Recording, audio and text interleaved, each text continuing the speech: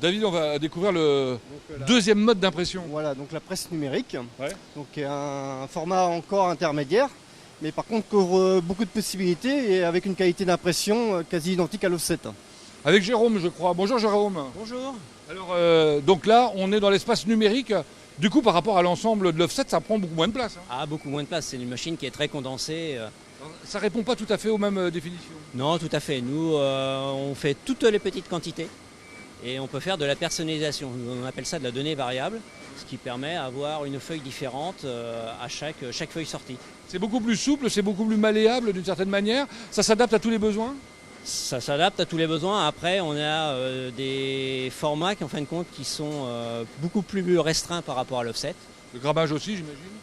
Le grammage aussi, oui. On est limité à 400 grammes, à épaisseur à un demi-millimètre. On va pas au-delà. Je vous propose de découvrir l'intérieur de la machine. Une machine numérique, en fait, ça fonctionne comme une machine offset puisqu'il y a des couleurs. Il y a de l'encre comme une machine offset. En fin de compte, c'est de l'encre en pâte. Hein, c'est ni plus ni moins de l'encre offset. Et puis il y a deux autres couleurs en plus des primaires. Alors nous, on utilise aussi, on a fait le choix d'utiliser du blanc et du rose fluo. Du blanc. C'est Oui, pas la du peine blanc. quoi, le papier est blanc. Moi, oui, mais des fois, on utilise des papiers de couleur et ça permet de faire ressortir une impression, une photo qui serait complètement enterrée sur un papier de couleur. Et qu'est-ce qu'il y a à l'intérieur là aussi, puisqu'on continue la découverte. Hein. Profitons-en. Puisqu'on est transparent. On est transparent chez ITF. Alors là, ça va être... Bon, je vais ouvrir. Hop. Donc voilà, tout l'intérieur de la machine. On a les mêmes termes qu'en offset. En fin de compte, on a 3 cylindres. Un cylindre qui a la plaque, un cylindre qui a le blanchet, qui lui va retranscrire l'encre sur le papier.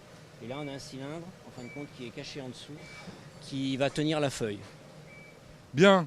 Bon, la machine est assez extraordinaire. Ce qui est encore plus extraordinaire, vous m'avez raconté, on peut fabriquer des livres à l'unité, dans l'ordre comme ça, Voilà. ou quasiment. Le fait d'avoir une plaque qui s'efface à chaque tour, on peut très bien imprimer un livre fini sans intervention après d'autres machines, d'autres secteurs. Il n'y a plus qu'à coller les pages, quoi. Il n'y a plus qu'à coller, passer au massicot et faire l'encollage de la couverture et votre livre est prêt. Incroyable. Bon ben voilà, c'était le numérique.